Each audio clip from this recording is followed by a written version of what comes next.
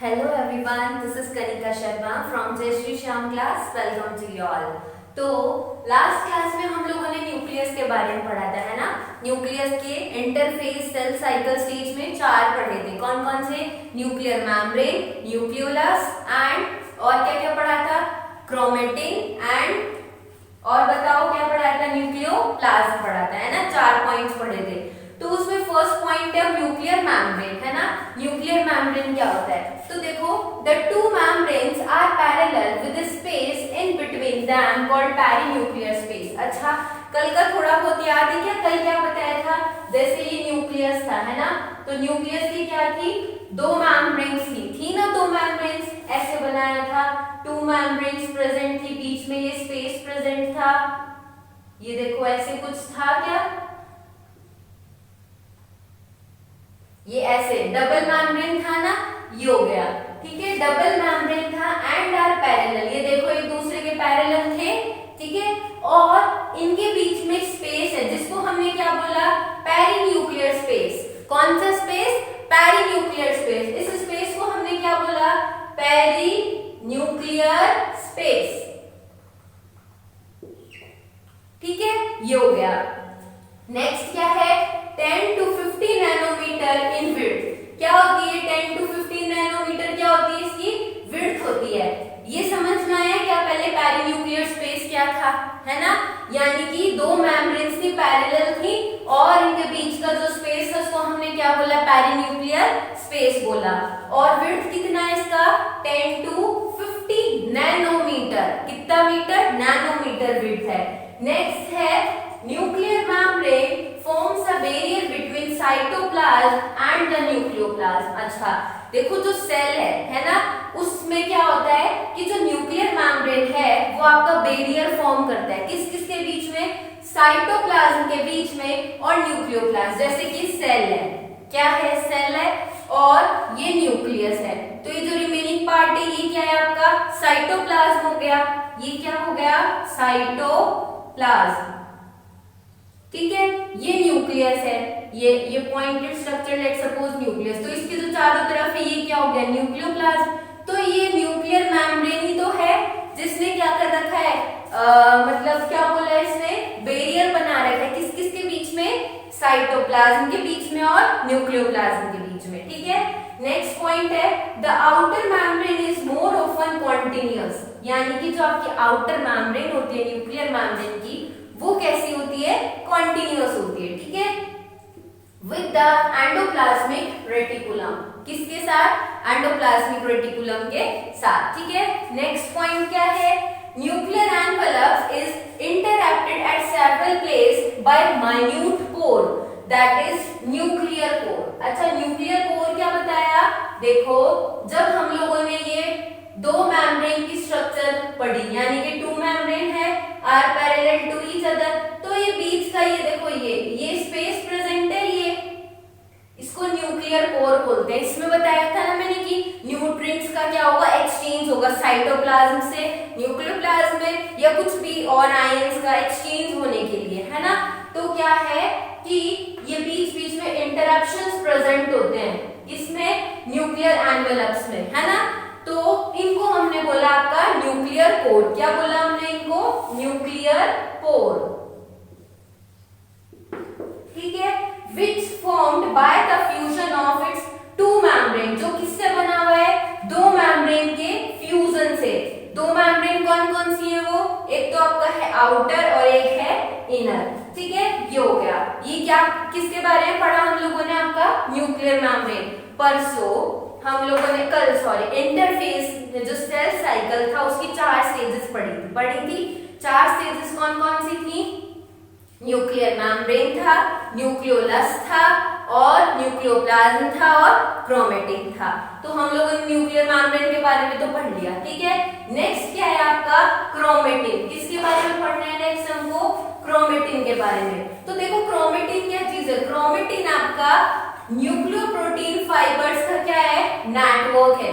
क्या बोल गई मैं? वापस सुनो। Network of nucleoprotein fibres is called chromatin. समझ में आया? नहीं आया? नहीं आया। वापस सुनो, न्यूक्लियोप्रोटीन का जो यानी कि नेटवर्क है, network of nucleoprotein fibres is called chromatin. यानी कि जो आपका नेटवर्क है, किसका नेटवर्क है? न्यूक्लियोप्रोटीन फाइबर्स का, उसको हमने क्या बोला आपका? क्रोमेटिन। नेटवर्क ऑफ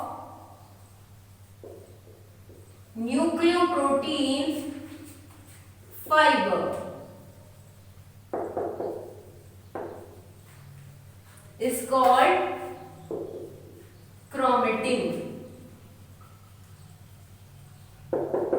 ठीक है, अब देखो इस क्रोमेटिन के अंदर क्या क्या प्रेजेंट है। आपके इस क्रोमेटिन के अंदर डीएनए प्रेजेंट है और क्या प्रेजेंट है? और प्रोटीन्स प्रेजेंट है। क्या प्रेजेंट है इस क्रोमेटिन के अंदर? DNA and proteins. ये प्रोटीन्स कौन कौन से हो सकते हैं?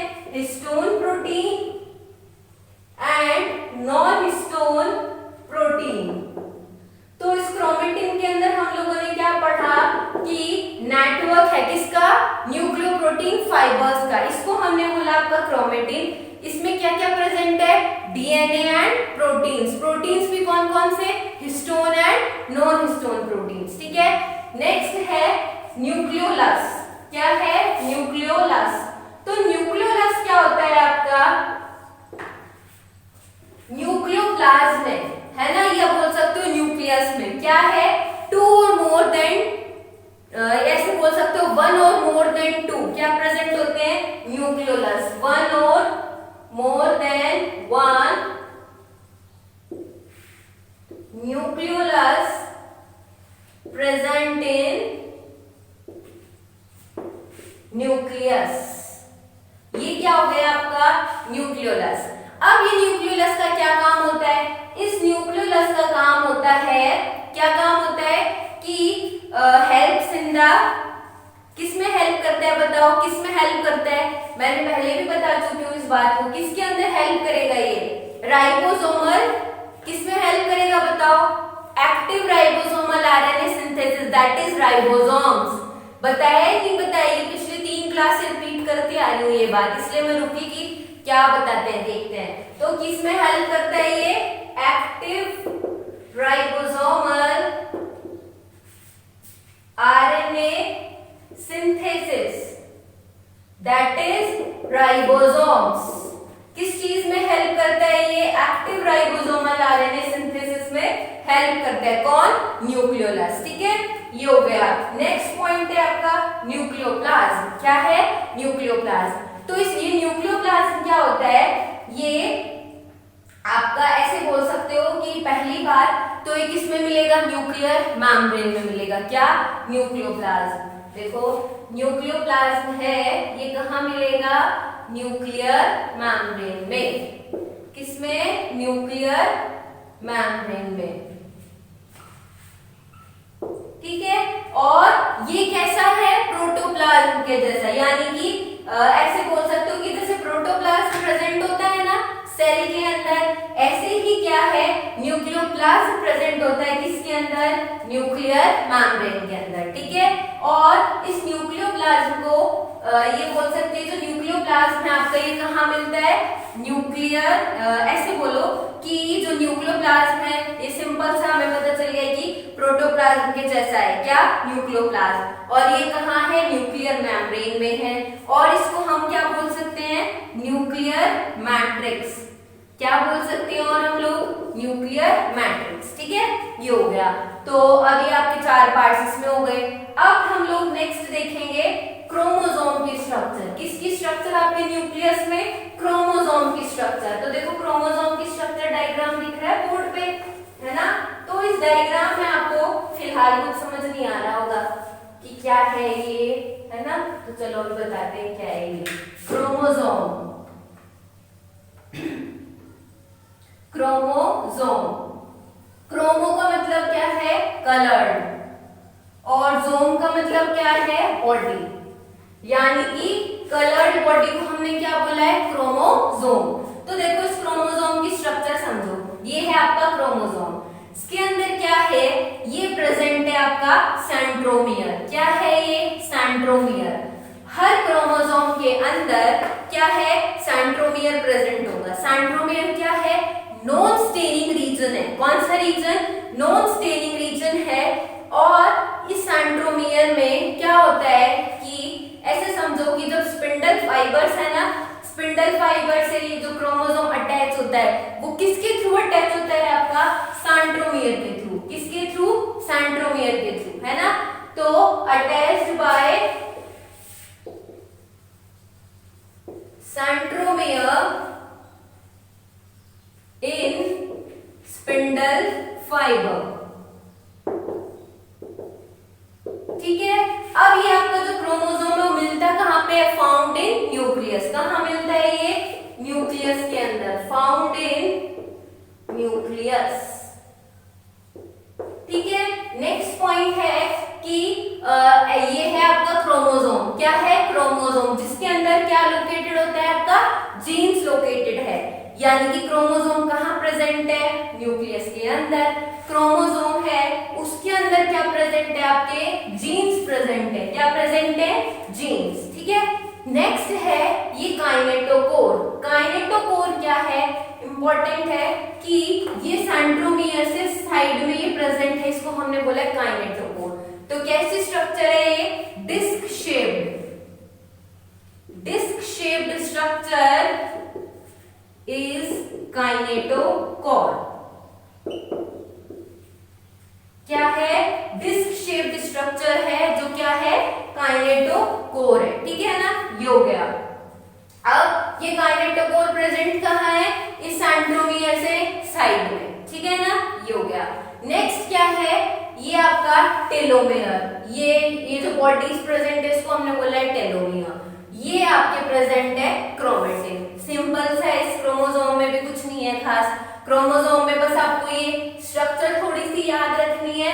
और न्यूक्लियस के अंदर मिलता है, कलर्ड बॉडी होती है, सेंट्रोमियर अटैच्ड किस यानी कि स्पिंडल फाइबर में जो क्रोमोसोम अटैच होते हैं वो आपके काइनेटोकोर या सेंट्रोमियर बोल सकते हो आप, है ना।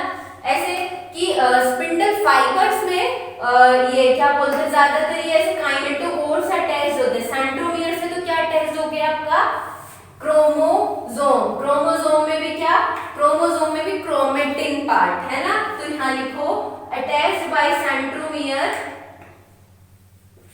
ये लाइंस को वापस से लिखो कि chromatin is attached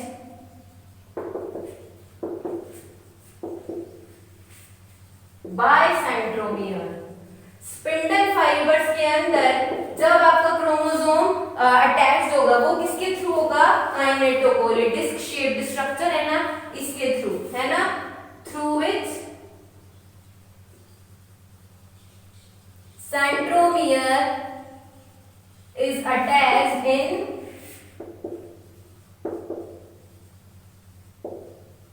spindle fiber। ठीक है ना। वापस से देखो, क्रोमोसोम कलर्ड बॉडी है, न्यूक्लियस में मिलती है और इस सेंट्रोमियर के थ्रू क्या अटैच होते हैं, ये क्रोमेटिन। इस सेंट्रोमियर से तो अटैच है ये क्रोमेटिन, है ना। और काइनेटोकोर, इसमें क्या होता है कि आपके स्पिंडल फाइबर में जो जो सेंट्रोमियर है वो अटैच होता है किसके थ्रू, इस काइनेटोकोर के थ्रू। ठीक है। क्रोमोसोम के अंदर क्या लोकेटेड होते हैं, जीन्स लोकेटेड होते हैं। ठीक है। अब देखो इस सेंट्रोमियर की पोजीशन के बेस पे, किसके बेस पे, based on the position of centromere, based on the position of centromere. Centromere की पोजीशन के बेस पे जो आपके क्रोमोसोम है वो 4 टाइप्स के होते हैं। कितने टाइप्स के, 4 टाइप्स के। क्या हो गए, क्रोमोसोम। फर्स्ट है आपका मेटासेंट्रिक। क्या है, मेटासेंट्रिक। फर्स्ट है आपका मेटासेंट्रिक। इस मेटासेंट्रिक में क्या है कि जो आपका सेंट्रोमियर है वो एकदम सेंटर में प्रेजेंट होगा। कुछ प्रॉब्लम है, सेंटर में प्रेजेंट है नॉर्मली, है ना। तो ये तो हो गया। इसको वापस से देखो, ये सेंट्रोमियर है और ये आपका क्रोमेटिन बना दिया हम लोगों ने, है ना। तो ये हो गया आपका मेटासेंट्रिक, यानी कि जो आपका सेंट्रोमियर की पोजीशन है वो बिल्कुल सेंटर में, ये है आपका मेटासेंट्रिक। नेक्स्ट है आपका सब मेटासेंट्रिक। क्या है? सब मेटासेंट्रिक। इसके अंदर जो आपका सेंट्रोमियर है उसका जो ये अपर वाले जो क्रोमेटिड्स है ना, ये थोड़े छोटे हो जाएंगे। क्या हो जाएंगे? थोड़े छोटे।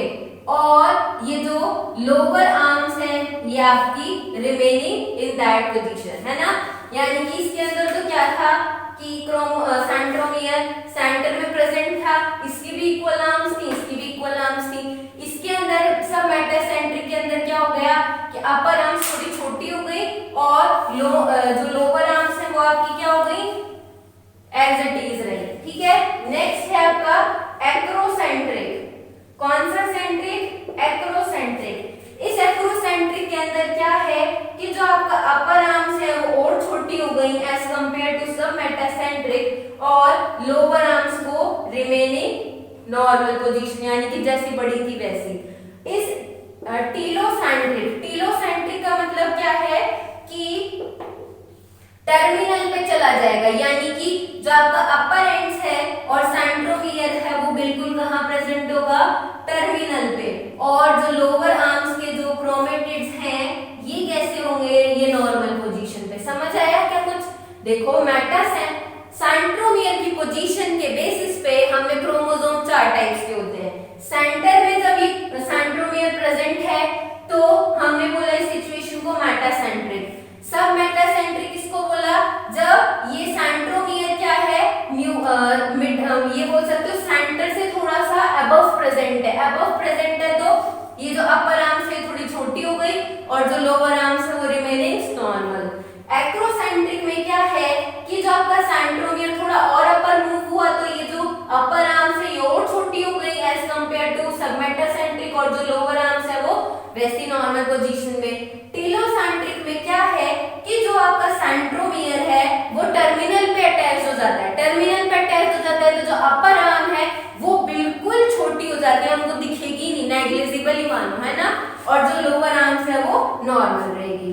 ठीक है। तो सेंट्रोमियर के बेसिस पे हमने चार पार्ट्स में डिवाइड किया क्रोमोसोम को, मेटासेंट्रिक, सब मेटासेंट्रिक, एक्रोसेंट्रिक एंड टीलोसेंट्रिक। ठीक है। तो नेक्स्ट क्लास में हम लोग क्या देखेंगे? Cilia and flagella. देन ये चैप्टर कंप्लीट। न्यूक्लियस आपका पूरा करा दिया। सीलिया और फ्लैजिला पूरा एक क्लास का है, वो भी कंप्लीट हो जाएगा, है ना। तो आज इसको देख लेना अच्छे से। सेल साइकिल में इंटरफेस की स्टेज पे हमने 4 पार्ट्स पढ़े। कौन कौन से? Nuclear membrane, nucleoplasm, chromatin and nuclear. बताओ कौन कौन से? Nuclear membrane, chromatin and nucleoplasm, और क्या पढ़ा? न्यूक्लियोलस, है ना। तो ये 4 पॉइंट्स पढ़े। न्यूक्लियस के बारे में पूरा पढ़ा। पोजीशन सेंट्रोमियर की पोजीशन के बेसिस पे 4 थे। क्या? क्रोमोसोम, मेटासेंट्रिक, एक्रोसेंट्रिक, टीलोसेंट्रिक, सब मेटासेंट्रिक। ठीक है। अब नेक्स्ट क्लास में सीलिया फ्लैजिला देखेंगे, और इस क्लास के जो आपको नोट्स हैं वो टेलीग्राम चैनल पे टेलीग्राम लिंक प्रेजेंट है। कहाँ पे? आप डिस्क्रिप्शन बॉक्स में जाओगे, वहां पे आपको टेलीग्राम लिंक दिखेगा, उसमें आप टेलीग्राम लिंक पे क्लिक करना तो आज की क्लास के आपको नोट्स अवेलेबल हो जाएंगे। ठीक है। और कोई भी क्लास रिलेटेड कुछ भी प्रॉब्लम हो या कुछ व्यूज हो, आप क्या है आप कमेंट सेक्शन में पूछ सकते हैं। ठीक है। तो नेक्स्ट क्लास में हम लोग मिलते हैं, उसमें सीलिया फ्लैजिला कंटिन्यू करेंगे।